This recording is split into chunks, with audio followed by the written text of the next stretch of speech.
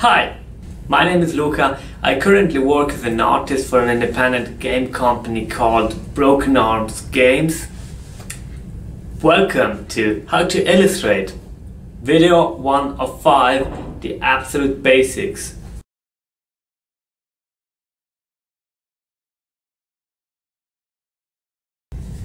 What do I need to become an illustrator or an artist?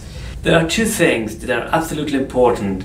First, passion, and number 2, time. For me, passion is a synonymous of art. Whatever we do in our life, if we do it with passion, if we are so focused on it that we just can't think of anything else while we're doing it, for me that is art. If you have passion and if you believe in yourself, you can go wherever you like and become whatever you want. Time. Why is time so important? Because art, like a lot of things in our life, is a process, and every process takes time. It might take years to reach your goals that you set for yourself, and this is just something that you need to know, because if you want everything and now, well, that's not just the way how it works. Do I need to have done some courses? Of course, the answer is no. I went to the art school, but I think it was pretty much useless for me. They teach you a couple of techniques and you have to do them over and over again. And from the techniques that I learned in the art school, I probably used not a single one. And aside that, during my time at the art school, I completely lost my passion for drawing. I suppose that's just because in school there is no room for passion. You just have to do what a teacher tells you to do, and that's really boring. That kills your creativity. Right now, I am really glad to have decided not to go to the university, because I would probably still be learning useless things. I think I have to look over the last few years. After I finished school, I improved really a lot and I found my passion again. Of course, there are also a lot of good things about the art school. You have the chance to confront yourself with other artists and maybe other things, but that's not the point. I don't want to convince you to go or not to go to some courses. What I want to say is, don't be afraid if you have the feeling of not being prepared.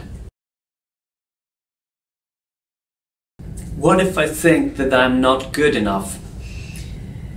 Well, I think this is a pretty common feeling in the artists. A lot of people often have the feeling of not being good enough in whatever they do in their life. I believe this comes from our constantly competing with each other. But art is not a competition. There is no better artist and less better artists. Every artist is good in an equal way. This is because art is a process and it is not a straight line. Everyone goes his own way. Everyone chooses his own techniques. Everyone lives art in a different way, so you cannot compare the different things. And the rules of beauty are in your mind. Whatever they are, or wherever you took them from, they are yours and yours alone.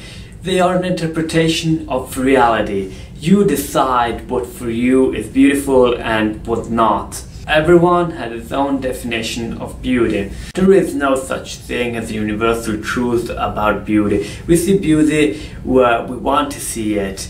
We see beauty where we decided to see it. Even if we are not aware of it, it is just an interpretation. And every interpretation is individual. This means that if we think that we are not good enough, we are comparing ourselves to an interpretation of reality. There is no artist whose works are more beautiful than those of another. We decide on basis of our interpretations what we like more. We might tell who is more skilled. or faster, but even these things change from moment to moment. What we never can say, speaking neutral, is whose works are more beautiful. I think if we choose to see beauty in our works and those of other artists, we understand that there is no such thing as a point that we have to reach to be good enough. Everyone is good enough. Never feel afraid or insecure just because there are artists who you think they are better than you. It is good to compare with other artists, but only if we can grow and if we can learn something from that. It is not so good to compare with other artists if we approach it in a destructive way. The only challenge should be with ourselves. It's okay to set goals and challenges inside us, but we should never feel less valuable than anyone else. You set the rules of beauty in your world, and if you don't, I think it's just because you have not decided to. If anyone tells you that your work is not beautiful, be strong. They have the right to say it. They have the right to choose their own rules of beauty and to decide what they like and what not. We need to respect that, but we need also to respect ourselves. We need not to fall just because someone doesn't like our art. We need to find the right balance. Think about it. Can I learn from this critique? If yes, let's learn something. If not, do I like it? As long as I'm not hurting anyone, that's the only thing that I should concern about. Art is not a competition. If we think that we are good enough only if we can compare ourselves to others, we will realize that there will always be someone who is better than us. Always. That's just how it works. Art is a process. Art is something where there is no perfection. Every day we become better, and even the best artists in the world keep learning and keep improving every day until the day where they stop expressing their art. This is what art is, a process. It is like this for everyone. It does not matter where we stand in relation to it, so don't be afraid. Art is about having fun. Forget all the rest. It is good to be a perfectionist, to be tenacious and to follow your idea and to draw something 100 times until it is exactly how you had it in mind. Just be aware that while you're doing this, you are pushing your limits. You are going through this process and you are growing. You don't already start perfect, and that is good. It is a reason to love your imperfection, because it is not only a drawing, it is a change in you. This change didn't come with the last drawing you did. It started at the very first one. So this is the reason why you should love all 100 drawings, even if the drawings in between or the first drawings might not seem so great. They are all part of something big. They are all part of a change inside you. So this is a reason why you need to love the process, why you need to enjoy and having fun. I'm well aware of the fact that I will keep learning and I will keep improving every day, and this is amazing, because I think if I would reach the perfection today, I would probably just stop drawing, just because there would be no point anymore in doing it. If I would become perfect today, I would probably stop drawing and start doing something else where I am not perfect in, because perfection is the end of the process. Art, like any other process in our lives, is not about reaching the end. It's about the process itself. So art is not about being better than anyone else, and it is even not about being good enough. There is no such thing as a good enough artist and a less good enough artist. Every artist is good and everyone can be an artist. You need to believe in yourself and you need to love what you do, because it is part of the process. How do I improve? The best thing to do if you want to improve is to look for a reference. Look at something that you like, something for what you have passion. I, for example, like trees. So when I don't know what to draw, I just start drawing a tree, because drawing trees is always fun for me. If you like landscapes, draw landscapes. If cars are what gives you joy, draw cars. Don't lose time drawing things that you don't like. Remember, every artist copy. This is the way that we learn. If an artist does not copy or does not use a reference, it means that he has already learned and understood what he is drawing. It does not mean that he is better. It means only that he already went through this process. To draw something from your mind, an object for example, you need to understand how its forms works in the three-dimensional space. To do that is not sufficient to have seen it. I can't draw cars without a reference, even if I see cars every day. To do that, I need to analyze it, I need to study it, I need to look at the car while I am drawing it.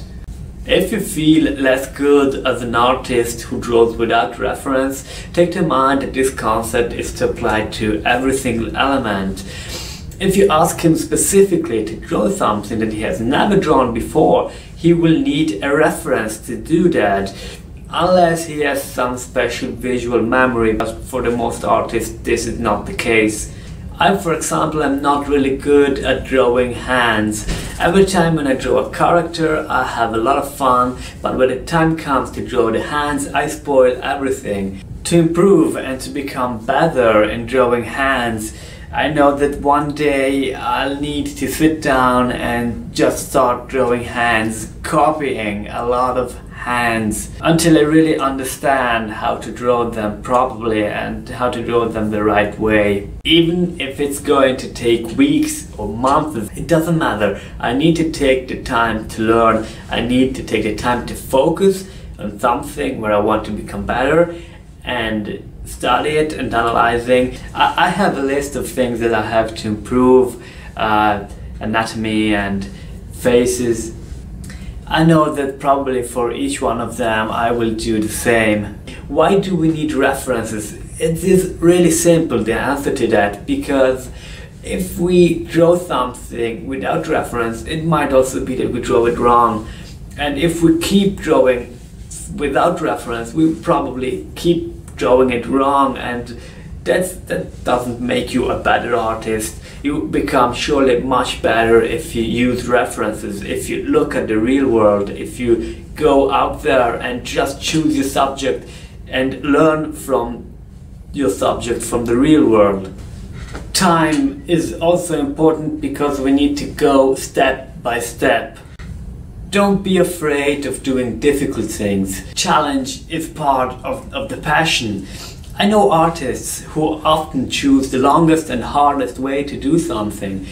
They say they go more into it. They become part of their creation. And of course, it is a bigger satisfaction at the end. It makes them feel more alive. And they become much better doing difficult things. They say that a lot of people are trained to find always the easiest way through any situation, but there is no growth in this. Doing difficult things, you become better, and the more you do difficult things, the more easy becomes everything else. They can really easily do anything, what I personally find freaking hard.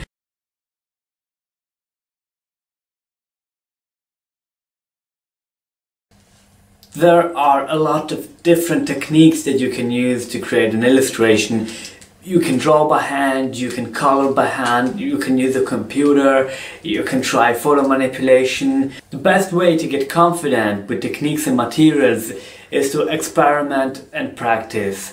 You need to understand how the materials that you use behave, but it's not necessary to know all of them. You can try whatever you like the most. There are no strict rules on what can be done and what not. Feel creative, try new things, experiment around. There is a whole world to be discovered. I show you a few examples of different techniques that you can use.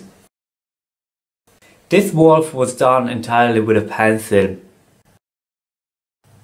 This was done with color pencils. Here we have acrylic colors, black pen. These were drawn with a black pen on paper and after scanned and colored with the computer. While the pirate was entirely drawn and colored on the computer, like this one. And this, for example, was made entirely with photo manipulation. Photoshop is a great tool for digital illustrations. In further videos I will talk and show you a lot about Photoshop, but Photoshop is a tool, and the purpose of tools is to make life easier. They do not make the whole work for you. You don't become a better artist if you use Photoshop, you become just more expert in using tools. The process of learning and understanding the subject is always the same. I used really a lot to draw with the black pen on paper. The problem with the pen is that you cannot erase what you are doing, so if your drawing is not right, you need to do it from the beginning. This is why a lot of artists prefer the pencil. The pencil works almost the same as a pen, it's even cheaper and you can erase and redraw whatever you like as many times as you need.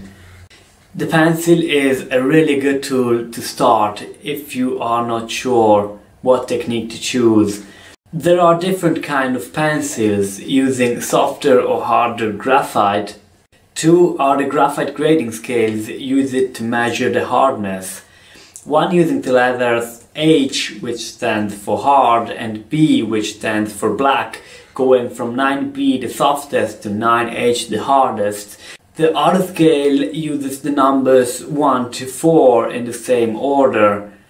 A pencil with a soft graphite core is used to trace dark and good visible lines, while a harder pencil is usually used to sketch or trace lighter lines or marks that need to be easily erased. Every artist chooses his own pencils. I usually draw with an HB or slightly harder pencil because I use it for drawing sketches that I trace after with a pen, so I don't need to draw shadows and shadings and I need to rub it out. Artists who draw the lights and the shadows, as for example in a portrait, usually use 3 or more pencils to fill the shadings. Try them out and get confident with those you like the most.